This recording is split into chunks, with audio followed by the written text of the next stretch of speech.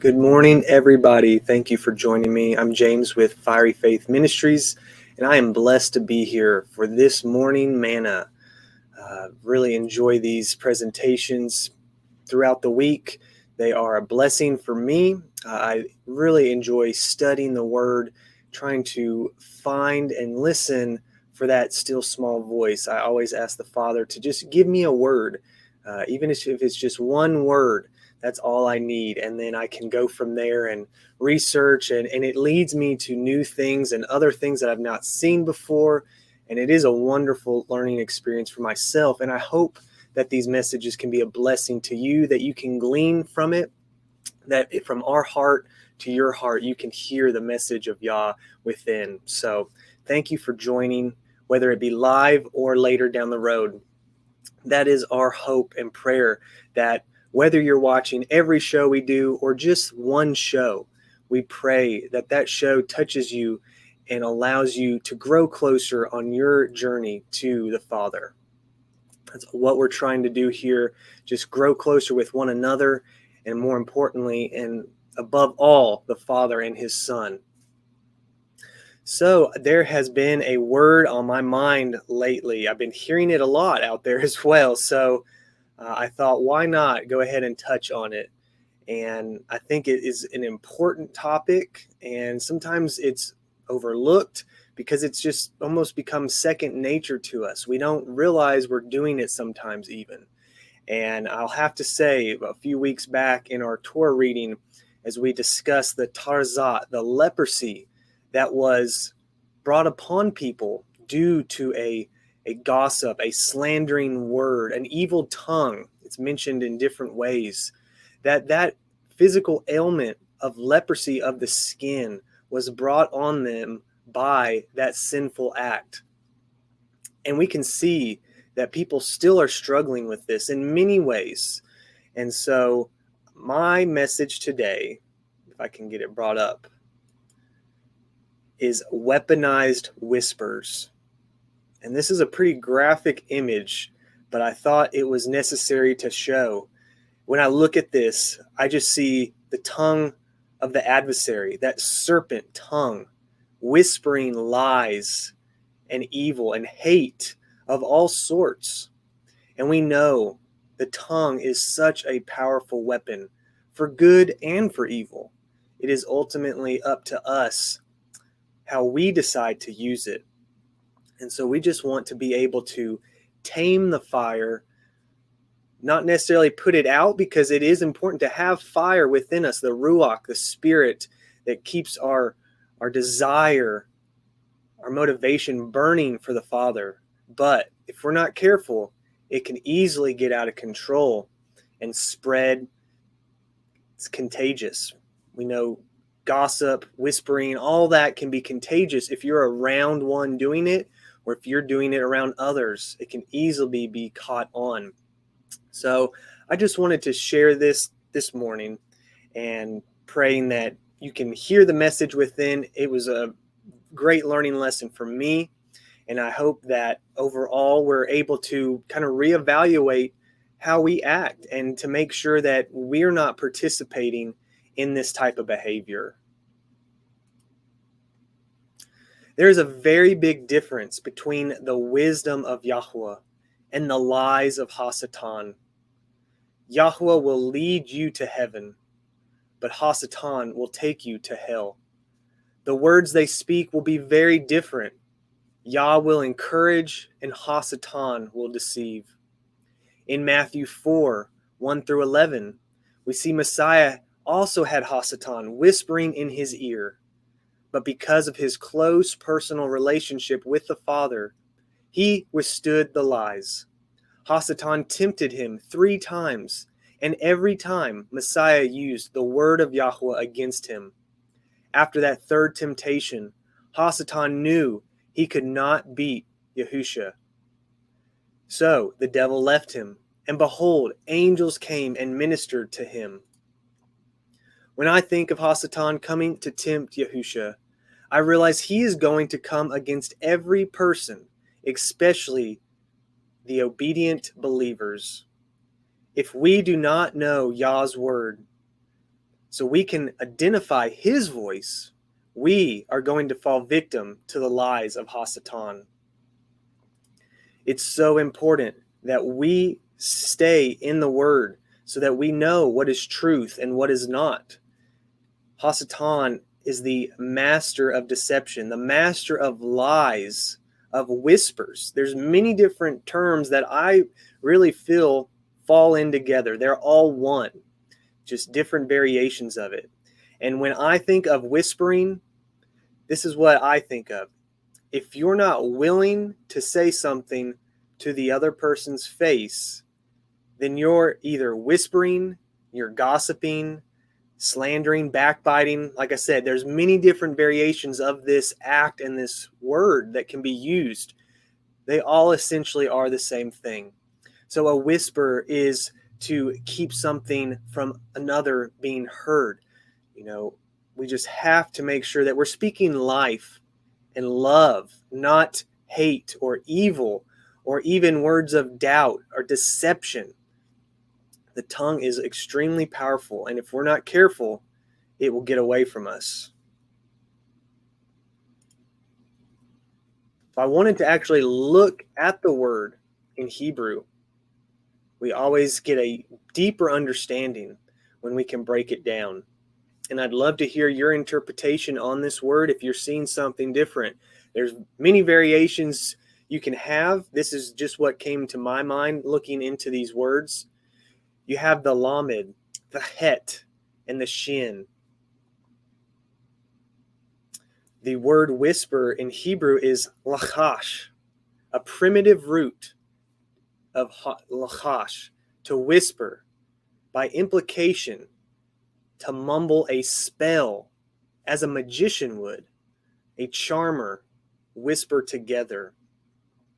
So to me, when I read this, I immediately realized that if we're whispering, if we're talking behind someone else's back, are we speaking a spell, a curse on them? That was really powerful to read and to realize just because they can't hear them or can't hear what we're saying doesn't mean those words aren't going out there that can't cause damage. I almost had an image in my mind yesterday when I was working on this, that those words of slander, of backbiting, of gossip that we're whispering, even though the other party may not be able to hear that, the adversary can, and he's going to use that against you. Is he going to then be the one that finds a way to deliver that message into the other person's ear? It just really hit me that we don't know exactly how the adversary works, but we know he has a tool bag full of tricks while he is roaming this earth like a lion, seeking to kill, steal, and destroy. So we must be careful what we're speaking.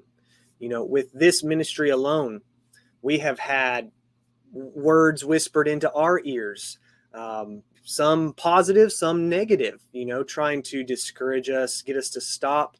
The only one going to be whispering in our ear, telling us to stop, is the Father. And we're going to do this as long as we can, as long as he wants us and wills us to do it. It is a blessing for all of us. We thoroughly enjoy doing these presentations, fellowshipping with others. We know not everybody can have a local fellowship. We generally drive roughly 2 hours just to have a fellowship locally.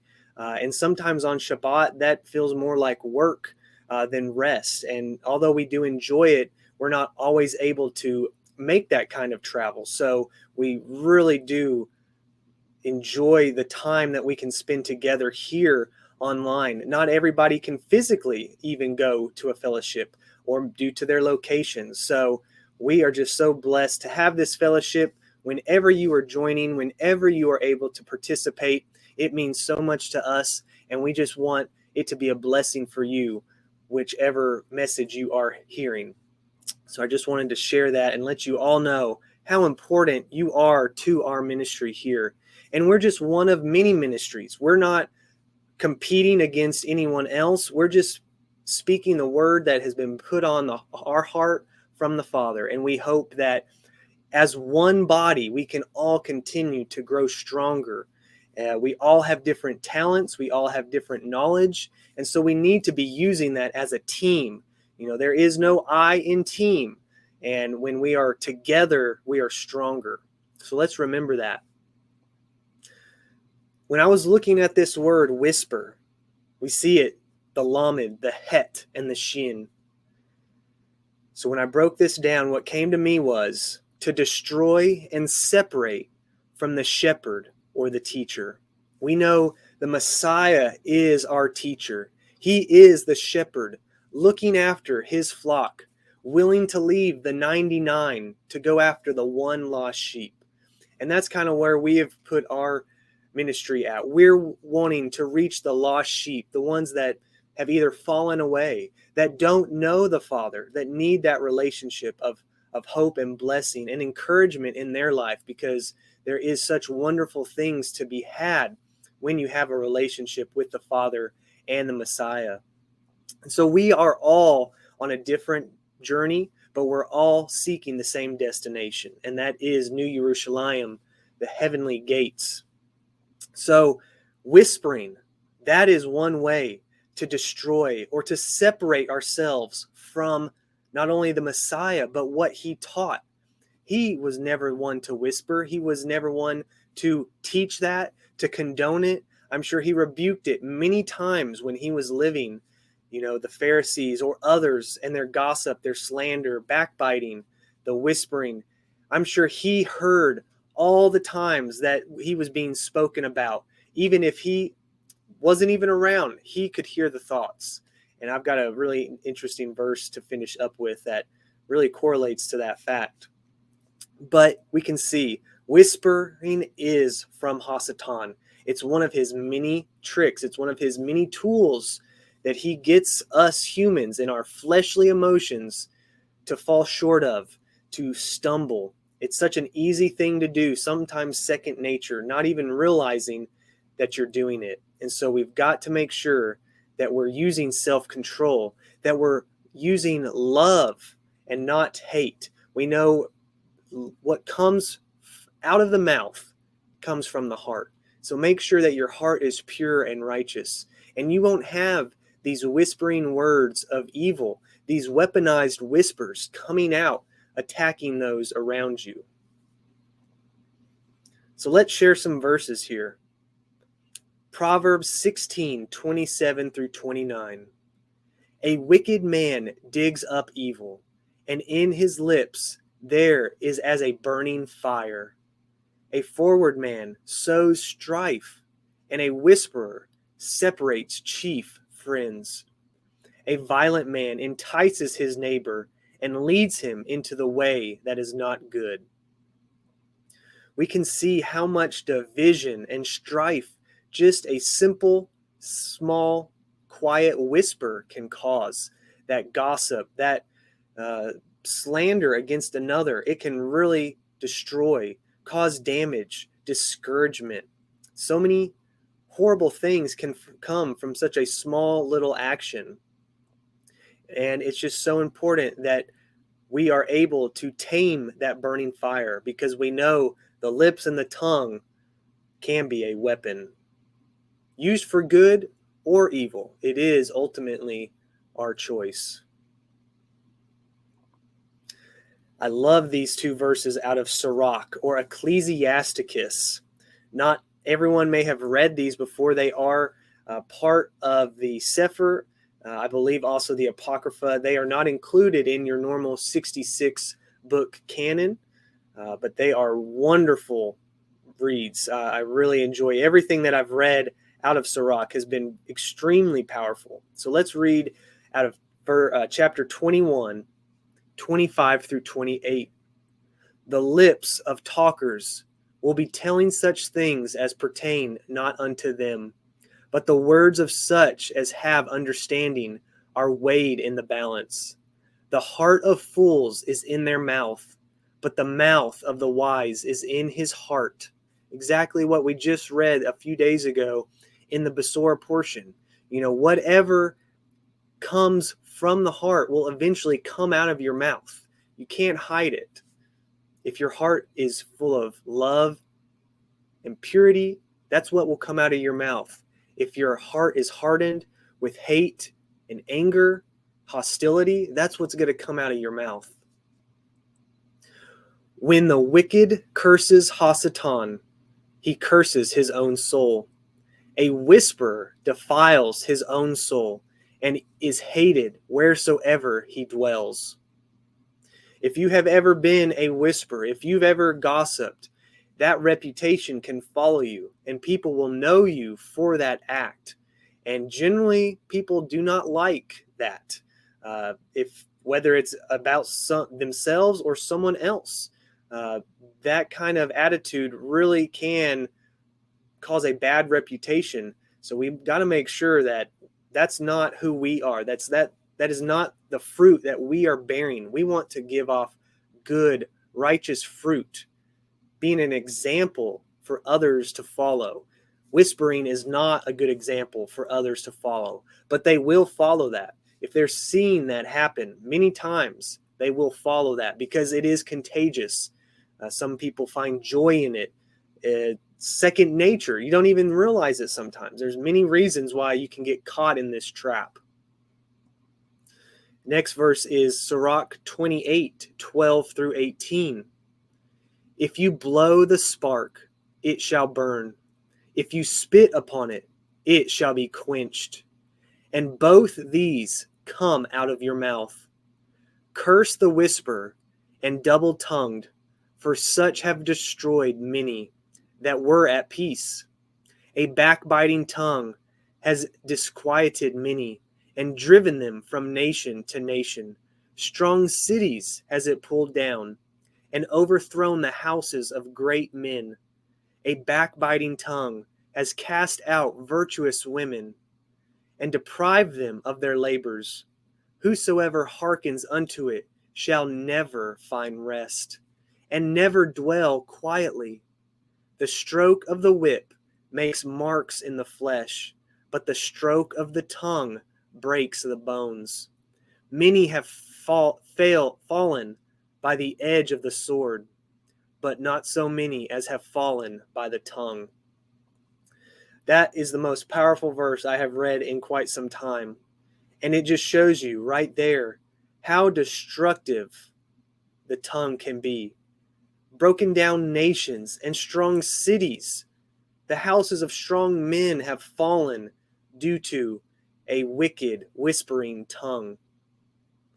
And to just think how many people have fallen by the sword, yet more have fallen by the tongue.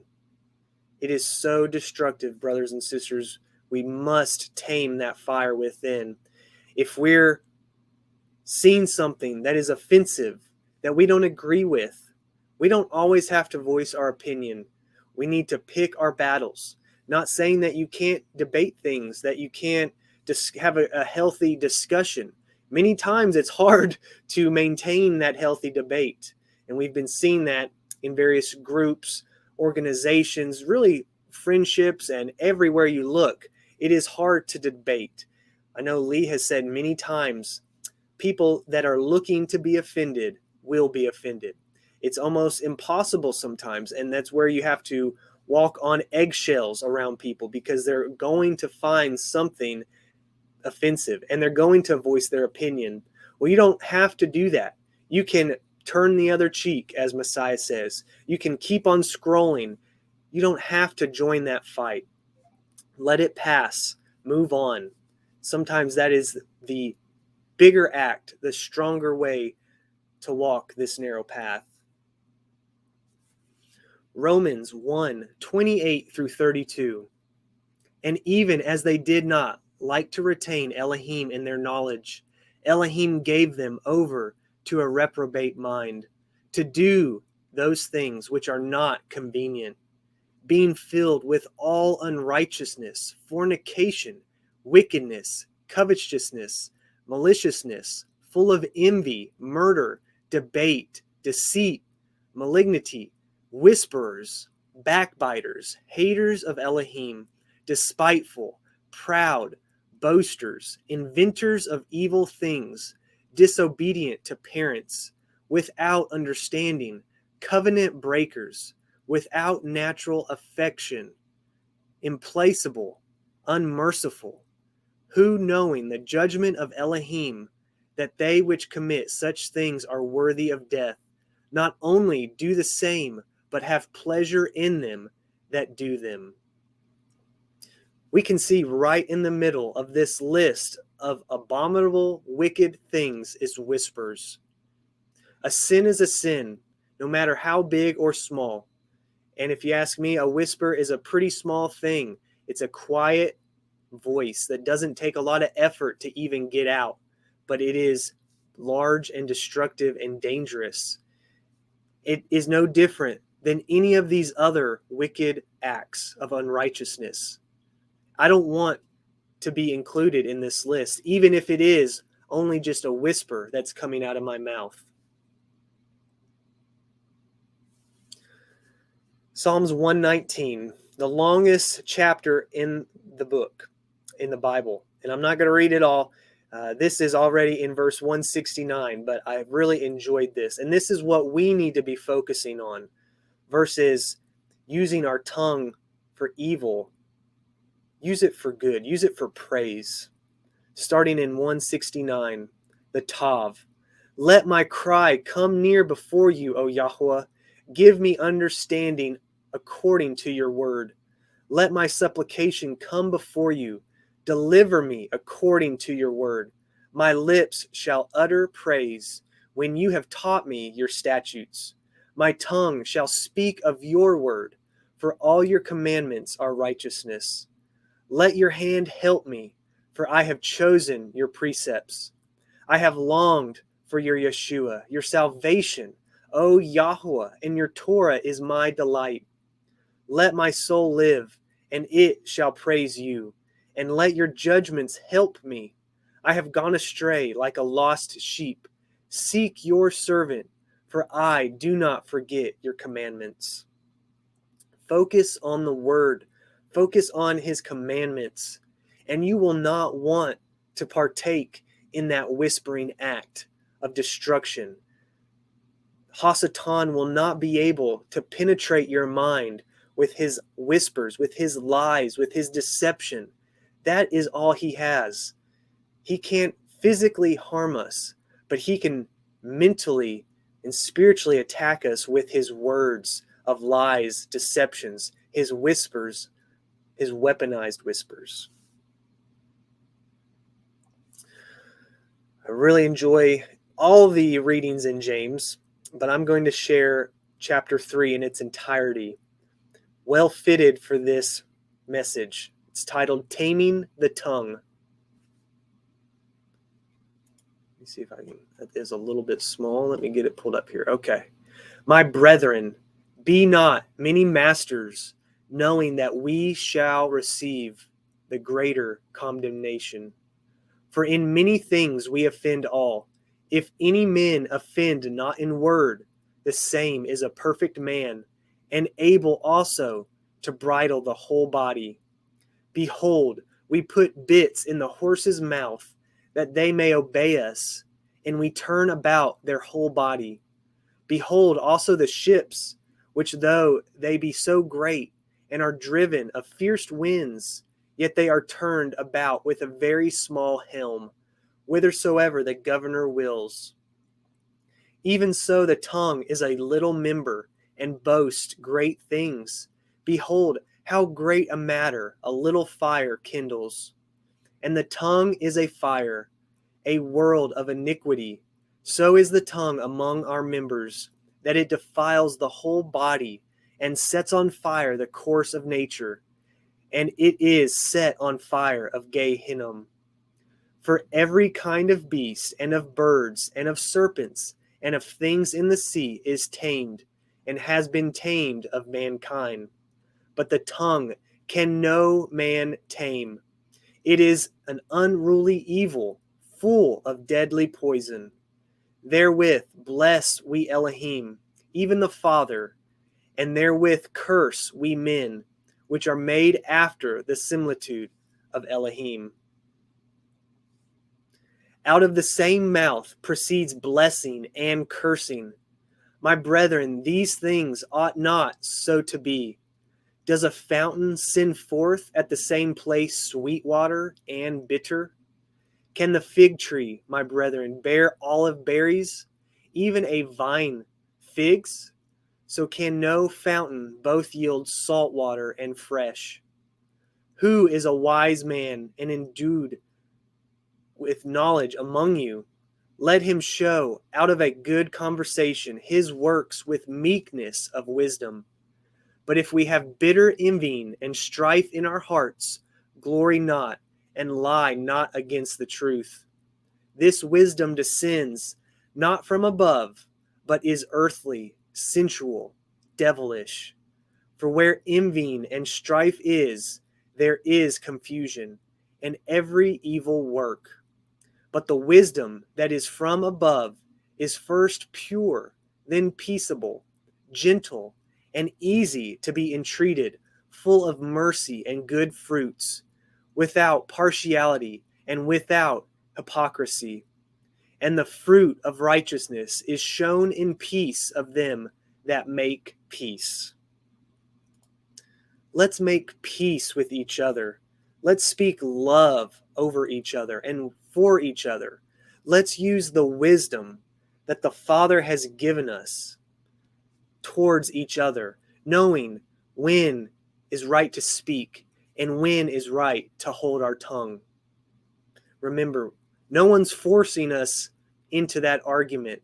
We have the decision to walk away if it be necessary. You don't always have to join every argument. And I wanted to finish up with this verse here. It just really got me thinking about what Messiah went through. Matthew 12:25.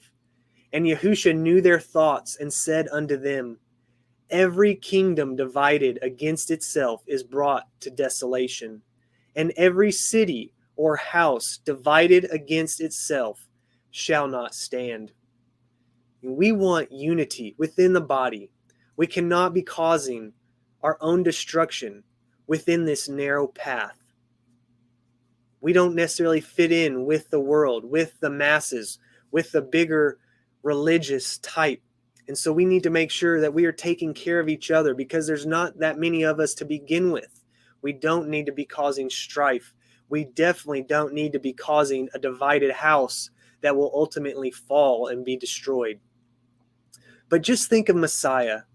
If right here it says he knew their thoughts. He didn't hear them. He knew, well, of course he heard them within. He didn't physically hear them speak that. They were thinking this on the inside. Yet he still knew them. He heard them. All the mocking, all the hate and slander and gossip that people spoke against him.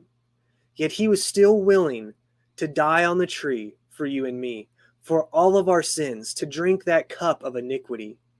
And so next time you're wanting to whisper, to talk poorly about somebody else, to gossip, not only think about the tarazat, the leprosy that those with an evil tongue received, but also think about Messiah willing to forgive each and every one of us, because we didn't know what we're doing. We're only human.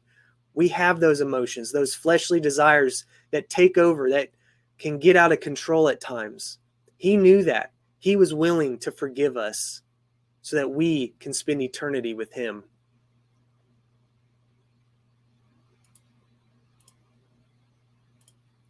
So the one thing you have to remember is Hasatan has a plan for your life, just as yahuah has a plan. The Apostle Peter warned us to be sober, be vigilant, because your adversary, the devil, walks about like a roaring lion, seeking whom he may devour. That is Hasatan's plan for your life. Nothing but destruction. When you hear someone whisper in your ear, stop for a moment and think, does this encourage me and provide hope for my life? Or does it seek to destroy my life? Remember, Hasatan is a great deceiver and will try to make his plan seem like it's the best idea you've ever heard. You have to really take the time to pray and to seek Yahuah's wisdom. He will reveal the truth if you take the time to seek his face. Seek ye first the kingdom of Yah, and listen for his still small voice. He's the only whisper that we need to be listening for. And his whisper isn't going to contain words of wickedness, confusion, distraction, discouragement. Only love and hope and joy. The fruits of the Spirit is what Yahuah is speaking to us. So thank you so much, everyone. I hope you have a wonderful week, a wonderful day. Blessings and prayers for all of you. Shalom.